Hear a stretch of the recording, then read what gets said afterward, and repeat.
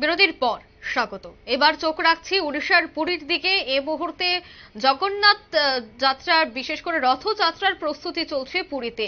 অন্যদিকে পুরীতে ভয়াবহ বাজি বিস্ফোরণ। জগন্নাথ দেবের চন্দন যাত্রায় বাজি ফেটে ঝলসে গেল 30 পুণ্যার্থী। ইতিমধ্যেই 3 জনের মৃত্যু হয়েছে। গুরুতর আহতদের মধ্যে অনেকেই সংকটজনক অবস্থায় রয়েছে, ফলে মৃতের সংখ্যা আরো বাড়তে পারে বলে আশঙ্কা প্রকাশ করা হয়েছে। পুরীর এই মর্মান্তিক ঘটনায় গভীর শোক প্রকাশ করেছেন উড়িষ্যার মুখ্যমন্ত্রী নবীন পট্টনায়ক এবং কেন্দ্রীয় মন্ত্রী ধর্মেন্দ্র প্রধান। প্রশাসনকে দ্রুত আহত ব্যক্তিদের চিকিৎসার ব্যবস্থা করার নির্দেশ দেওয়া হয়েছে। সূত্রের খবর, ঘটনার সময় পবিত্র নরেন্দ্র জলাশয়ে নিয়ম অনুসারী চাপা খেলা চলছিল। সে বিষয়ে কি বলছেন সংশ্লিষ্টরা, শোনাবো। দেখুন, আজ গোটে ভারি দুঃখদ ঘটনা তো ঘটিছে পুরীরে। ভৌড়ী যাত্রা সময় গোটে দুঃখদ ঘটনা ঘটিছে। ସେଥିରେ ଯୋଉ ବାଣ ମରା ହଉଥିଲା ସେଥିରେ ମଧ୍ୟ କିଛି ରଙ୍ଗଲି ମରା ହେଇଛି, ଯାହାଫଳରେ ପୋଡ଼ି ହେଇଛନ୍ତି କିଛି। ତେଣୁ ଆମେ ପୁରୀ ହସ୍ପିଟାଲରେ ଟ୍ରିଟମେଣ୍ଟ କିଛି ହେଇକି ତାପରେ ରେଫର କରାହେଇଛି, ଆଉ କିଛି ଡାଇରେକ୍ଟଲି ଆସିଛନ୍ତି।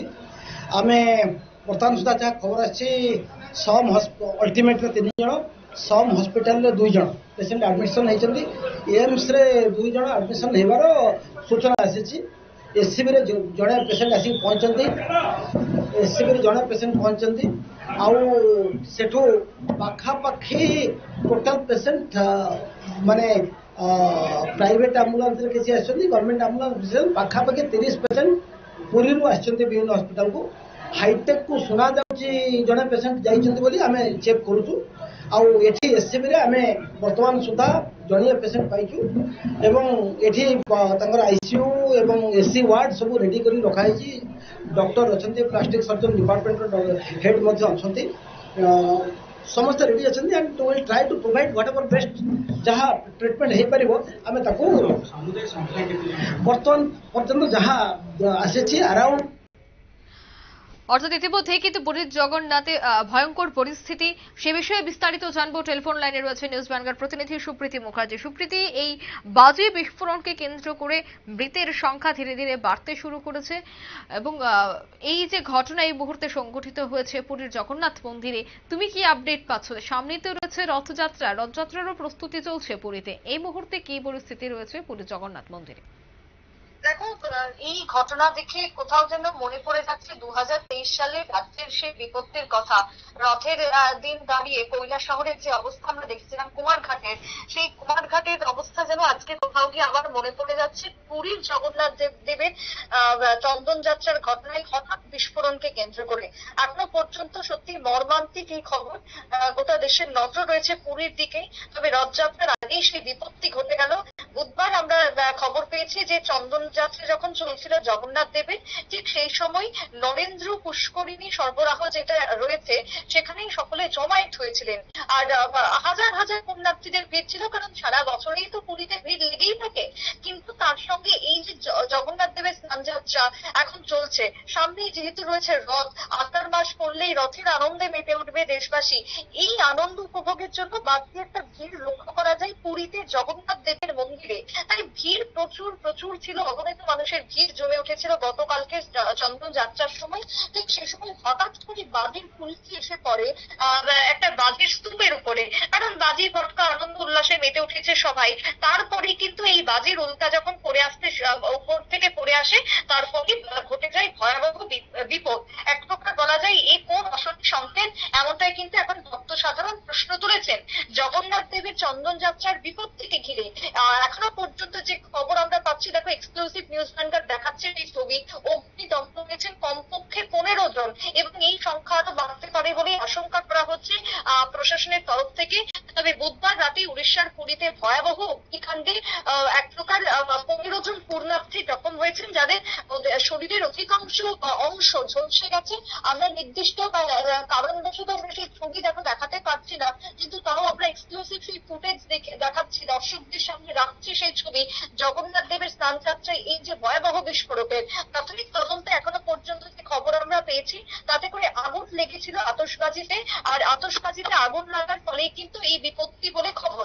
অন্যদিকে দেখো, উদ্বেগ প্রকাশ করেছেন বোফার ঘটনাতে ওড়িশার মুখ্যমন্ত্রী নবীন পটনায়ক এবং তার সঙ্গে কেন্দ্রীয় মন্ত্রী ধর্মেন্দ্র প্রধান, তিনিও একই সঙ্গে শোক প্রকাশ করেছেন এই ভয়াবহ ঘটনায়।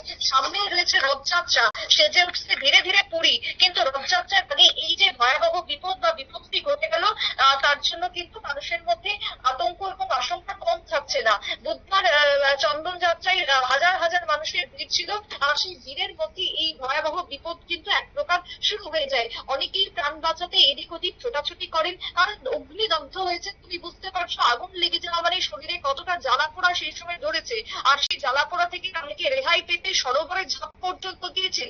যে পুকুরে চলছিল চন্দন যাত্রা, সেই পুকুরে ঝাঁপ দিয়েছেন বহু বহু মানুষ, কিন্তু তারপরও তারা সেই দহন জ্বালা থেকে রক্ষা পায়নি। সঙ্গে সঙ্গে আহতদের উদ্ধার করা হয়, প্রশাসন ছুটে আসে, স্থানীয় জেলা হাসপাতালে নিয়ে যাওয়া হয়। সেখানে চিকিৎসকদের পক্ষ থেকে জানানো হয়েছে কমপক্ষে 15 জন যাদেরকে নিয়ে যাওয়া হয়েছে, তাদের মধ্যে 15 জন দগ্ধ হয়েছেন। তার মধ্যে 4 জনের যে অবস্থা আমরা জানতে পারছি অত্যন্ত গুরুতর, অত্যন্ত ভয়ানকজনক অবস্থা ইতিমধ্যে জানতে পেরেছি 4 জনের।